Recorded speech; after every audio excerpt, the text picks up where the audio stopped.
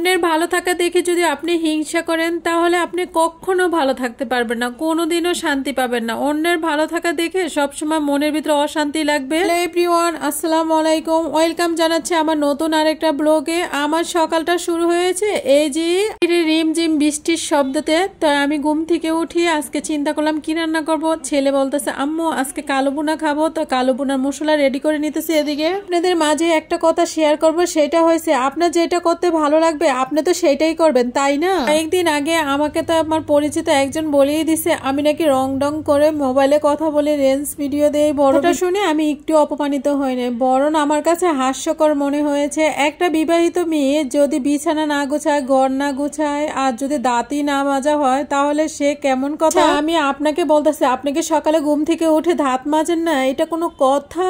বিছানা গুছান না, এলোমেলো নোংরা বিছানায় আপনি ঘুমান, পরিপাটি রাখেন না, হয়তো বা আপনি রাখেন না, কিন্তু আমি আবার নোংরা সবকিছু পছন্দ করি না, এই জন্য সবসময় ক্লিন থাকার চেষ্টা করি। যাই হোক বাবা, আমি আবার অনেক বেশি কথা বলে ফেললাম। যাই হোক, এদিকে আমার রান্না বান্না তো করতে হবে, প্রায় 12টা বেজে গেছে। যেহেতু কালো বুনা করবো, কালো বুনা করতে করতে তো অনেক বেশি সময় লাগে। তো এদিকে আমি কালো বুনা সব রকম মশলা মেখে বসিয়ে দিলাম। আসলে ইদানিং কেন জানি বুঝি না, সবকিছু পরিষ্কার, এত পরিষ্কার পরিপাটি রাখে, তারপরও মনে হয় যেন এদিকে ময়লা এদিকে জীবাণু, এরকম লাগে। তো যাই হোক, ঘুম থেকে উঠে আজকে ভাবছি একটা পরিষ্কার করব। যে এই কথা সেই কাজ, সকালে ঘুম থেকে উঠে লেগে পড়লাম একটা পরিষ্কার করার জন্য। আসলে ঘুম থেকে উঠছি কিন্তু 9টা 9:30 বেজে গেছে। উঠে কালকের খাবার ছিল ওইটা খেয়ে তারপর রান্না বান্না বসিয়ে দিলাম। রান্না বসিয়ে আর একটা পরিষ্কার করে নিতেছি, এটা সব ক্লিন করে নিছে। আসলে অনেক দিন ধরে ভাবতেছি পরিষ্কার করব, আর যেহেতু আমি ফ্ল্যাটে উঠে যাব, নিজেদের ফ্ল্যাটে, তো এই জন্য আর পরিষ্কার করা হয় না। ভাবছি একবার সবকিছু ক্লিন করে নিব। মশলার বক্স গুলা ভালো করে ধুয়ে পরিষ্কার করে নিছে। আসলে সবগুলা প্লাস্টিকের, এগুলা কাচের ব্যবহার করব। যেদিন নিজের ফ্ল্যাটে গিয়ে উঠবো সেদিন সবকিছু পরিপাটি সুন্দর করে সাজিয়ে নিব। আসলে এখন চলে আসি মূল রান্না। মূল রান্না বলতে আমি আজকে কালো বোনা করব। কালো বোনা করবো যেহেতু এখানে আমি রসুন, পেঁয়াজ, শুকনা মরিচ দিয়ে ভালো করে এটা আমি একটু পেস্তা করে নিব। আর এদিকে গরুর মাংস এই যে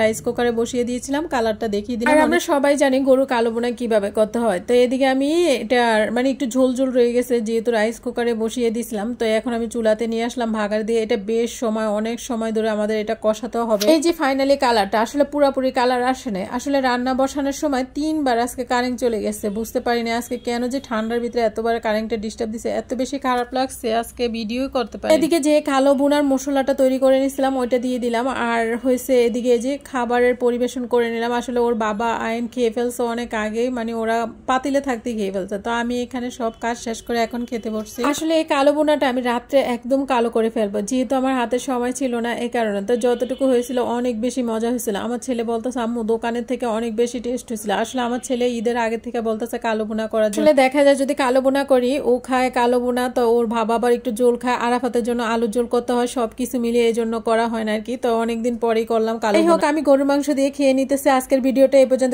সবাই ভালো থাকবেন, সুস্থ থাকবেন, আল্লাহ হাফেজ।